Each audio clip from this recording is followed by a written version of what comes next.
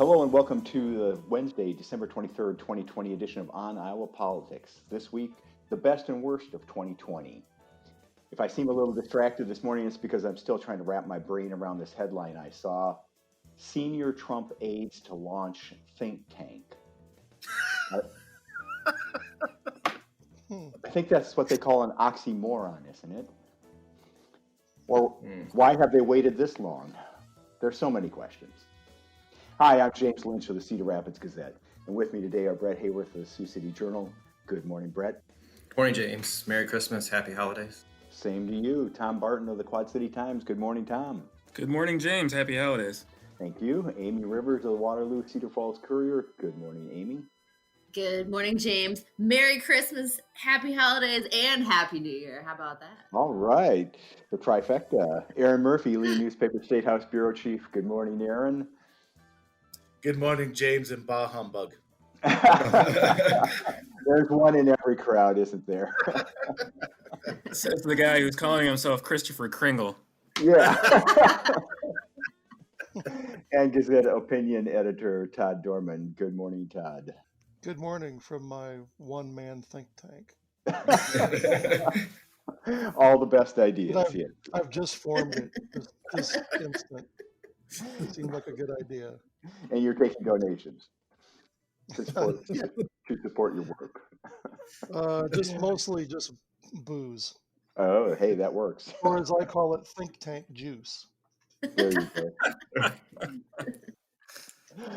Well, all things being relative, yes, there have been some bests in 2020, along with cascades of worse.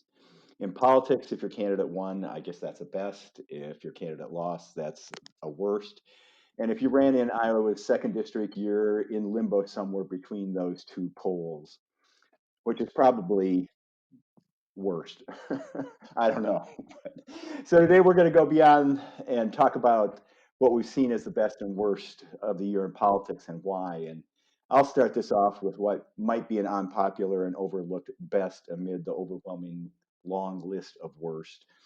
And that's Donald J. Trump's accomplishments in the Middle East. Foreign policy hasn't received much attention this year because of COVID, but the efforts of the Trump administration, sometimes seemingly in spite of itself, in spite of the president, has led to 4 Muslim-majority nations pledging warmer relations with Israel under accords brokered by the Trump administration. Unfortunately, Trump's foreign relations accomplishments don't offset the long list of worst on the domestic front. The pre-COVID-19 economy aside, and I think it's always debatable how much credit a president should get for the state of the economy, Trump has been worse than I ever expected. And I guess I have to say that I was a never Trumper, but when he was elected, I was willing to give him a chance. There have been good presidents, there have been bad presidents, and a lot of presidents in between. And I thought, how bad could he be? If he drains the swamp even a little, that would be a good thing. If he busted a few norms along the way, that would be a good thing. However, Trump's narcissism seems to be being overcome by paranoia in these final weeks of his administration. And news reports over the past week that he talked to advisors about involving the military in a rerun of the election, and his more recent comments suggesting that he's turning against Vice President Mike Pence because he's not supportive enough seem to be a fitting end to this administration. It just makes me wonder if he can last for, another month, or will he flame out and have to be fitted with a straitjacket in that secret White House basement where Jack Kennedy just celebrated his 103rd birthday earlier this year. Obviously. So who can top that? Bret, you want to give us your best and worst? Sure. I'm gonna I'm gonna start with worst, I guess, and then head toward best. And my worst list is longer than my best, but I kind of wanted to go off what you just said, busting a few norms, which would be President Trump. And I guess a worse for me is just the coarseness of our political discussions, or the discourses that we had, how the campaign went, and and yet that pretty much is pinned on President Trump. just how campaign issues were discussed, and just there was just so much attacks, so many personal attacks, so many attacks on this is not this is outside the campaign, I guess, but attacks on long-standing departments and agencies, and intelligence agencies, and all that, and then of course that moved over into the campaign with his description of the veracity of mail ballots being up in the air, and how those are all questionable, and it was a process, and that completely contradicted what the message that was coming out of the people I covered here, from Woodbury County Auditor and the state Secretary of State Paul Pate on we're taking all these measures and it's a good process, so there was just a big disconnect of what the president was saying versus what was happening here on the ground with and then it was all born of necessity. It's a pandemic, the worst pandemic we've had since 1918. So there was a reason for all the mail-in voting, but of course the president undermined that. And again, in getting what you said of busting a few norms, what's worse is how people will view elections going forward. That just the outcome of this, with all the challenges that the president has made for days after days after days since actually November 5th ended. Just the cynicism of if I don't like a result, then let's find all these ways to call it into question. So all that, I guess, is wrapped up. It would be one worst. Another worst was More? Yeah. Did that seem like one, or did that seem like more than one? That was a big one. Okay. It's big. Keep going. And as a lot of us as reporters, I know especially Amie and all of us have written on masks, and the culture war over masks was really very concerning, and I could we could kind of see that coming in May. At least maybe I was dialing into it, or maybe I woke up to it coming in May. And at that point, I interviewed the Siouxland District Health director, who was our public agency, and and that was doing all the coronavirus testing and releasing of information and such. And at that point in May, he lamented that in an interview with me, and turned that into a story. And then shortly after that, we had the primary election to whittle down all the candidates that we do in June. And I was working that day, came in to work the shift and do the call that we always do to the county auditor, like how are things going, basically finding out if there's any glitches or any problems that we should be reporting upon. This was the middle of the primary day, and I was just stunned to have the Woodbury County Auditor tell me that there had been an incident at one of the Sioux City voting precincts where a man was in line to vote. He refused to wear a mask, and then 3 people around him promptly left the line because they didn't want to be potentially exposed to him. So there's 3 people, and I don't of course I don't know if they returned at some point once he was gone, but potentially 3 people did not vote because of the action of someone. And again, so if there's that culture war, the mask war, was just very lamentable, to use that word again. So for some bests, with Joe Biden becoming president, Tom Vilsack is going to be Secretary of Ag, and he has experience in that position from the Obama administration. And I think a lot of times Iowa gets forgotten after the caucuses. So here's another way for an accomplished Iowan to have a national position that's important. And obviously in Iowa, the ag position is very, very important. And for another best, voter turnout. In spite of everything, of all the perhaps tamping down on voting that President Trump was attempting to do, voter turnout in Iowa was very high. And it's kind of a funny coincidence, but the Woodbury County voter turnout, 76 completely matched the voter turnout statewide for the entire state of Iowa. So, and of course, a big story with that was, at least for Woodbury County and all the counties that I cover, there was no voter fraud. There were no really bad glitches with anything for pulling off the election in the counties up here. So in actuality, when it all comes down to it, the people on the ground, the people that turned out to vote, and then all these not really highly paid election workers, pulled off a really good election. Yeah, that was good news because there certainly was a lot of concern about it, and I think maybe other people will mention this too, but just your worst when you're referring to sort of the political discourse, certainly, you think about 2016 and some of the things that Trump said in that campaign, that really kind of went beyond the boundaries of what we consider normal political discourse. And I mean, he just completely topped that during Right. the next 4 Right. years. And it became not just him, but his supporters who just adopted that same tone and that same sort of language to refer to their opponents. Yeah, I don't know if we can return to quote unquote normal political discourse, or if we're on this course now and there's no turning back. Right. Yeah. All right. Best and worst, worst and best. Who's next? This is Chris Kringle. I'll go next. And I'll say when you do these roundtable around the horn type things, one of the things you always worry about is not going first. And I bring that up because I'm looking at my notes here, and for my worst list, I have written the undermining of faith in science and elections. So thank you, Bret. But I didn't mention anything. Do you want to do a Steve King analysis on my behalf then? I did have, preparing for that exact scenario, I did have a backup, and it sort of relates to that. It's sort of a tangent on that, and I wanted to point an idea for a worst would be the continued and ongoing lack of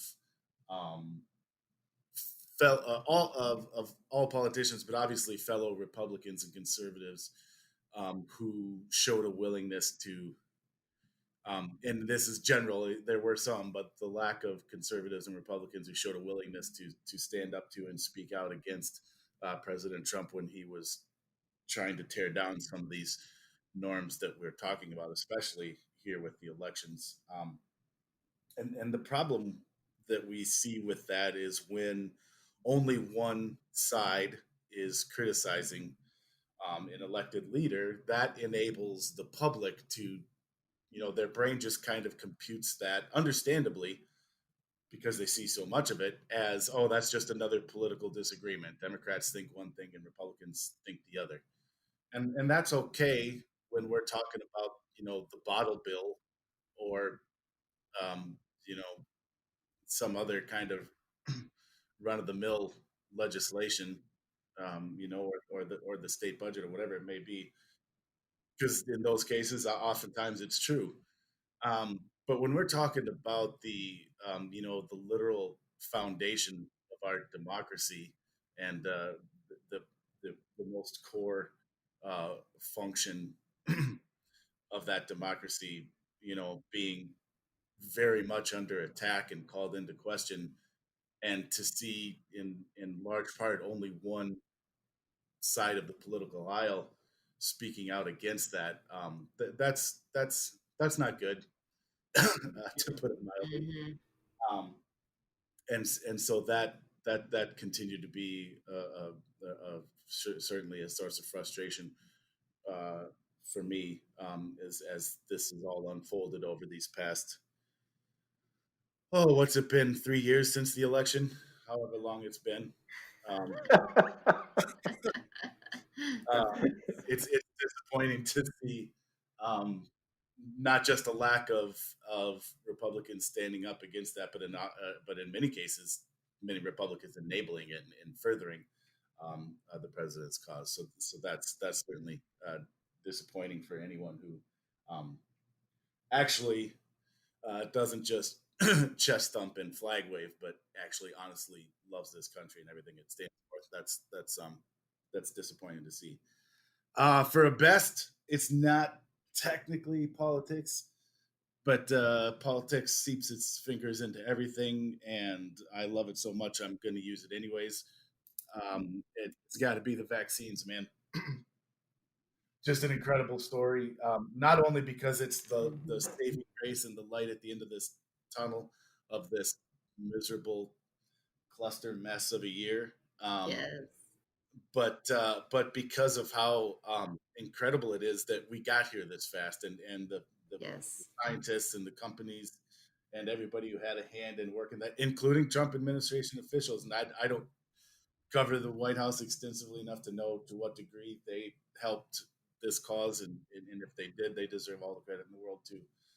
Anybody who had a hand in this getting us to where we are already, where people are already being vaccinated just 9 months into this pandemic, that's an incredible thing. It's an unprecedented thing, and it's a wonderful thing. I wrote for anybody who didn't see my column last week, and I know that's probably very few people because I know everybody reads that column every week. It was a good column, Aaron. For those rare people out there who don't see that column every week, I wrote about this last week, but I'll share this for folks who didn't see that. That first morning, a week ago Monday, when the first doses were here and they're being administered, and the very first ones were being administered at U of I hospitals, and Vanessa Miller from the Gazette was there and documenting, and I was retweeting her first tweet and added my own little caption. And as I wrote that, I literally started like tearing up, tears in my eyes, which I just kind of blindsided me. I obviously not a very common experience, but as I gave it more thought, it made total sense. It was an emotional moment. It was a huge moment. It's such a great thing. So that's my best story of the year. Yeah, definitely. A lot of people can understand that.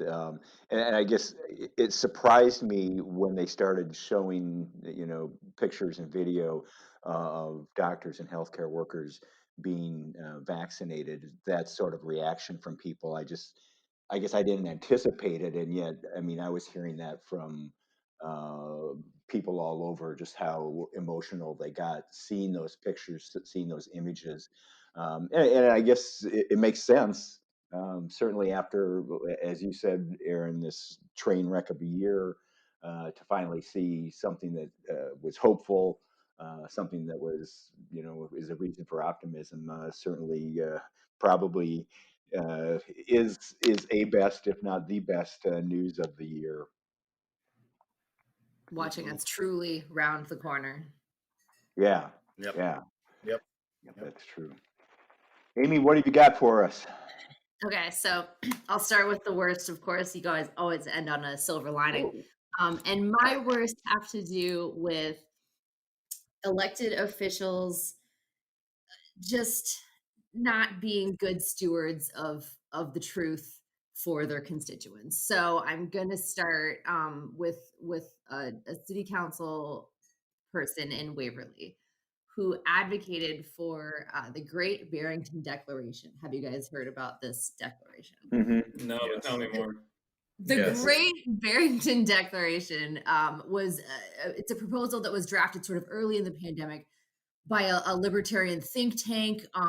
It's signed by people from Oxford, from Harvard, but basically advocating for no restrictions, no lockdown restrictions during COVID, and a return to normalcy for those who wish to do so to minimize societal harm. So basically, they're saying, hey, let's get to herd immunity, and then we won't have to worry about this. And the quickest way to get to herd immunity is let everybody do what they want to do. So this was actually brought up at a Waverly City Council meeting a couple of times. And so I ended up writing about it. And he's the one guy that believes in it. They didn't vote on it and nothing was done of it. But just to see that sort of a representative of the city was advocating for something that would lead to a lot higher deaths, a lot worse outcomes for people is disappointing. So I think that's part of our role is to shine a light on people, that are advocating for things like this. You make the decision, and you're making decisions for the city, and people should know. And on the same lines, my other one, and this actually I saw was brought up again because she recently got a vaccine. When Joni Ernst came to Waterloo in early September on a election swing, I was the only one there covering this. She was talking to the crowd, and the crowd was asking her a lot of questions. And one of the questions was basically a theory, and this person believed that COVID-19 cases and deaths were being overcounted. And of course, this theory had been going around in some circles, and it had been discounted by medical professionals who actually was saying, the actual numbers are probably much higher than official tallies. And Ernst kind of came out and saying she was skeptical of these numbers, and pointed to the fact that healthcare providers, she believed, were being reimbursed at a higher rate if COVID was tied to it. So what do you think they're doing? She said. So when she ended up getting that shot yesterday, that I saw that story was making the rounds again.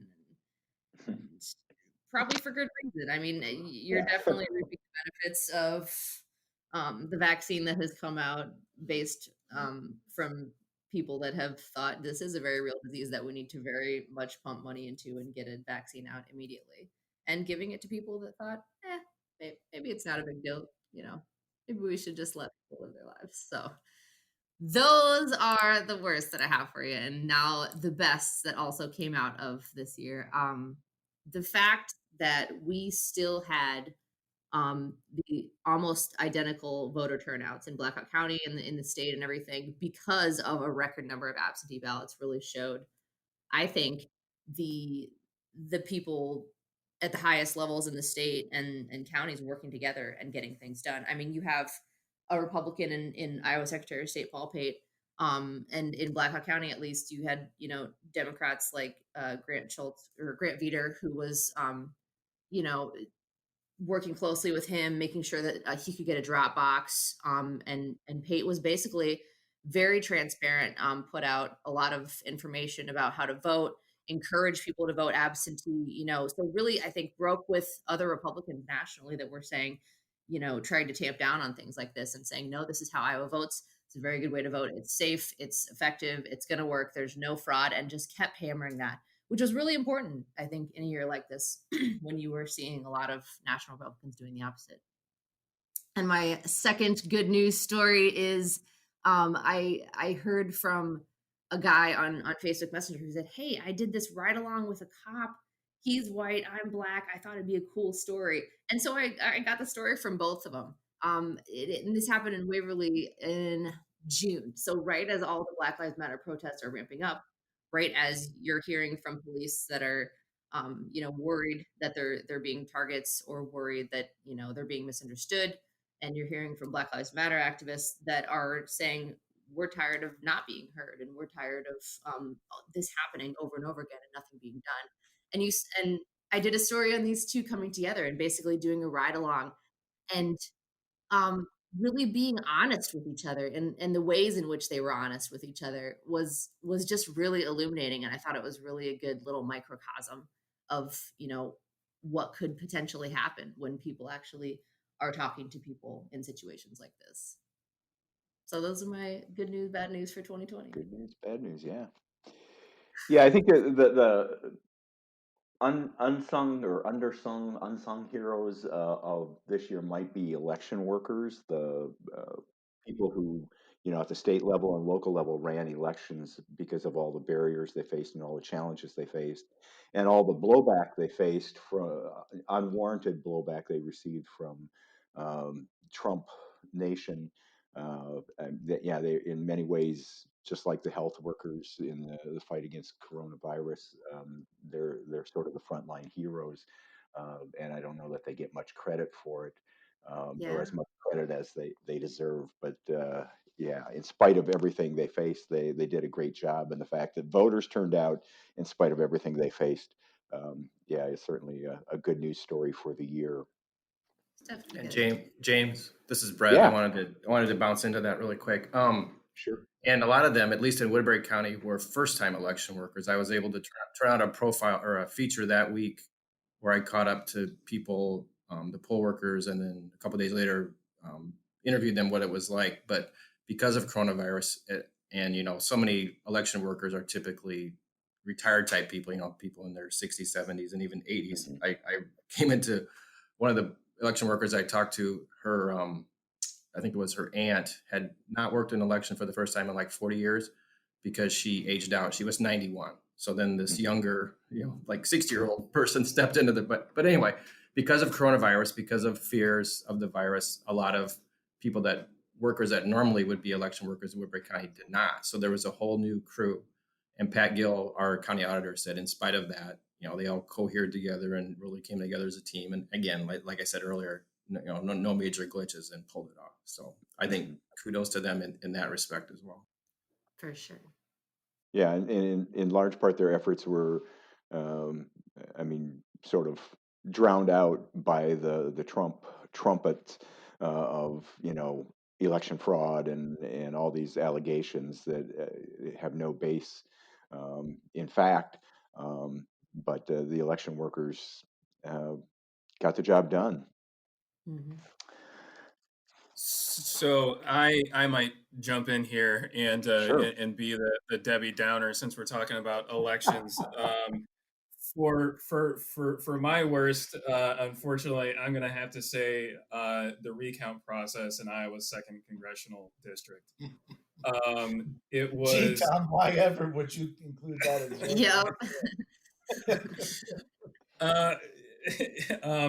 it was confusing. At times seemed pretty unorganized.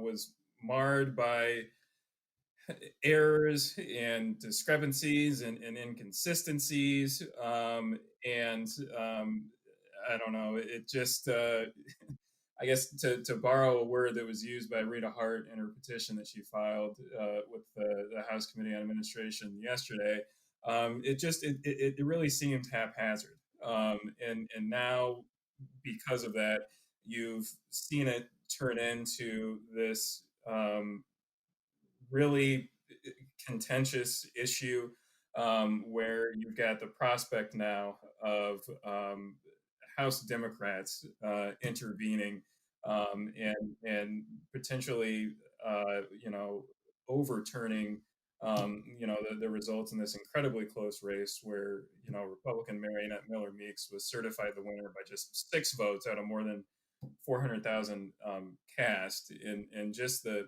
prospect that, you would have this partisan process and intervention to, determine who won this seat. I think it's become incredibly unfortunate. So anyway, that's my worst. Well, I guess I'll just continue on the worst theme. You're on a roll. Why not? My other worst has to be the kind of epic fiasco for Democrats with the Iowa caucuses. I actually, well, no, I take it back. I guess I was back in Iowa at that point, but was not involved in covering the caucuses, but just watching it as an observer. It just seems absolutely crazy, and I was getting constant text messages from friends and colleagues in South Carolina who I worked with that work in politics there, asking me, is this it? Is this the nail in the coffin finally for the Iowa caucuses? What's going on there? And can Iowa and can Democrats rebound from this and salvage something? Will Iowa continue to be as important a player as it has been in the presidential nominating and winnowing cycle? And our candidates, going to hold Iowa and view the state in the same kind of prestige that it's been in. So I also think that was incredibly unfortunate. For best, I guess I would build off of the discussion about the discussions and the reckoning that's taken place in Iowa and across the nation related to race and racial justice and racial disparities and inequities. Here in Davenport, the City Council and Civil Rights Commission, held a series of meetings and discussions with members of the community about ways to possibly reform the police department and look at how police interact with the community and with minorities and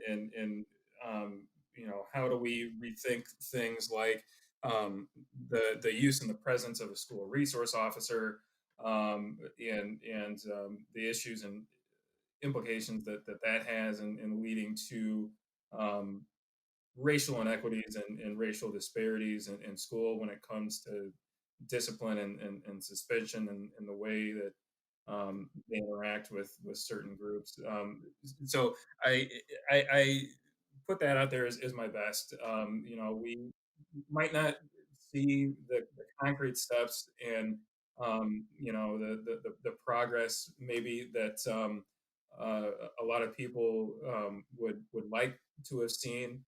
But I think that it's important that at least we are finally having some of these tough discussions and conversations. And I think it's important that, while they might be incremental steps, at least we are seeing some reforms and some things being put forward to finally, hopefully, maybe pave the way for bigger reforms and bigger action and maybe a little bit more thoughtful soul searching and reflection. So that's my best and worst for 2020. All right. We hadn't mentioned that yet, so thanks for bringing that up, Tom. Todd, you've been listening to us. You steal any good ideas, or you? I will be brief. All right. Well, I agree with Tom on the best. I recall that following the legislature that night at the height of the Black Lives Matter protest, swiftly passing a package of police reforms unanimously, and I think that was a high moment in Iowa politics, I think, for the year. And I actually there were about 24 hours where I wasn't just completely disgusted with the legislature, which was really refreshing. Uh, for my worst, I guess, and I agree with a lot of the other worsts. Bad job on those, or I guess good job. But I think just this trend that we've seen that's continuing this year of candidates and office holders sort of disengaging from the processes that we used to use to sort of find out what they were going to do if they got elected. I mean, famously, Republicans wouldn't meet with our editorial board, and I think other editorial boards have been in the same boat. We got a lot of candidates now skipping forums and Q&A sessions and not doing interviews. And I mean, it's been more of a Republican phenomenon, frankly, which is bad news in Iowa considering they run the show. So it's become increasingly more difficult to figure out why it is they're running for election. Their campaigns are sort of about nothing or about smearing their rivals, which has led to a lot of surprises over the years. And I think we'll probably get more in January. But it's just there's this trend toward just no longer being accountable in a lot of ways. We've got this advisory board deciding who's going to get vaccines in Iowa that's meeting in secret. We've got during the course of this year, how many times did the Reynolds administration throw up barriers to getting COVID information or sit on, Mm. public information requests, and there just doesn't seem to be much punishment or accountability for any of that behavior. And the legislature is not holding the governor accountable, and the governor is not holding the legislature accountable, and so we're just seeing more and more of this idea that we don't have to answer questions about what we're doing, and you don't have to see the rationale behind what we're doing. And I think it's leading to some pretty lousy public policy decisions, and and Iowans are just sort of left out of the process in many cases. The only people that are in the process are one party's political allies and their donors. So yeah, that's a bad one for me. That's been going on before this year, but it just seems this year was very much this pace, this trend accelerated. Hey, to add on to that, Todd, you talk about it, and it seems that not only is it happening, but it seems like nobody's holding accountable.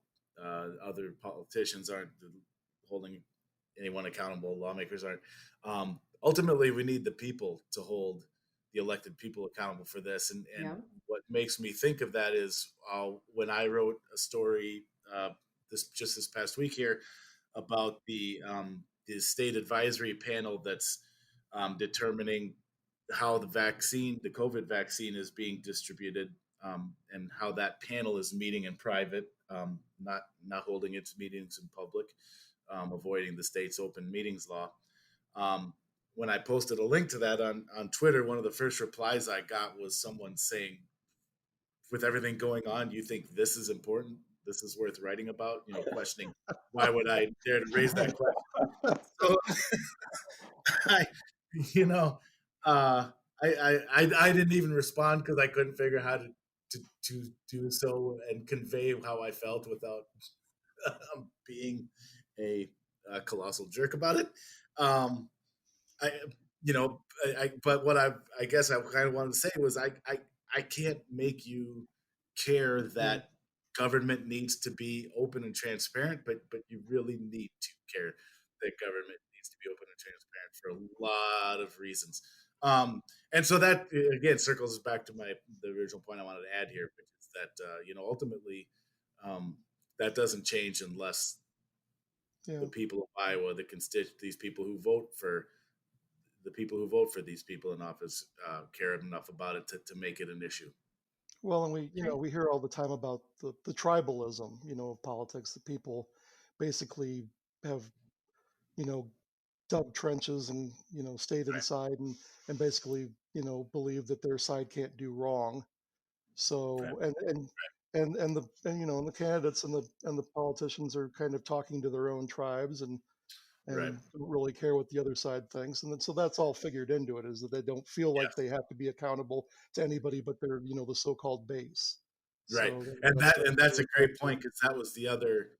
If I had said something, that would have been part of the point I would have made. Is look, I'm guessing you're raising this point because you like what the governor is doing, or you support the governor. Someday it's going to be um, someone you don't trust, and you're going to wish you had pushed for more open government when they don't do it either.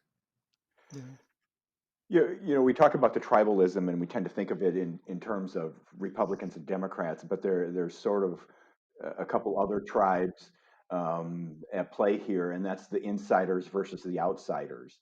And Mhm. one thing you notice, and I think your example, Erin, speaks to this, is sometimes the people who um, I think they're on the insiders team don't realize that they're not. That the insiders Mm. is a much smaller group than the number of people who agree with them at that moment. And Mhm. so while you may like what Governor Reynolds is doing right now, that can change very quickly. And the fact that you agree with her doesn't make you an insider. There are other sort of dues to membership in the insiders club. Whether it's campaign donations or other forms of support. And a lot of times people don't realize that even though they're on the winning team, so to speak, they're not really part of the insiders. And so we have this, there's always going to be insiders and outsiders, and there's also always going to be that sort of tribal tension between them. but a lot of people think they're winning when nobody really even cares about them. And I guess maybe that's where we come in, is trying to sort of shed some light on that, and who's winning and who's not winning when these decisions are being made on something that, like the panel deciding who gets the vaccination and when they get it, or if they get it. So I don't think that'll go away overnight, but sort of following on some of the discussion we've had about the tone of the conversations over the past year or the past 4 years, and how that's worsened. I thought this New Year's wish from T.S. Eliot was fitting and hopeful. He said, "For the last year's words belong to last year's language, and next year's words await another voice." And I think certainly for a lot of Americans, the majority of voters, I guess, they're waiting for that voice. Well, that's it. That's it for this edition of On Iowa Politics. I hope it was worth your time. If you liked it, tell a friend, and subscribe to us on iTunes or Stitcher or wherever you find your podcast. Send your fan mail to podcast@thegazette.com. You can find us on the homepages of the Quad City Times, Sioux City Journal, Muscatine Journal, Mason City Globe Gazette, Waterloo Cedar Falls Courier, and the Cedar Rapids Gazette. Porch Builder will take us out. If you know an Iowa band or musician who should be on our show, send us a sound file, and subscribe to On Iowa Politics wherever you find your podcast. And a parting thought here from Alistair Crowley, who I have no idea who he is, but he said, "May the new year bring you courage to break your resolutions early. My plan is to swear off every kind of virtue so that I triumph even when I fail." For Bret, Amie, Tom, Erin, Todd, and our producer, Stephen, I'm James Lynch. Thanks for listening. Stay well, and best wishes for a better 2021.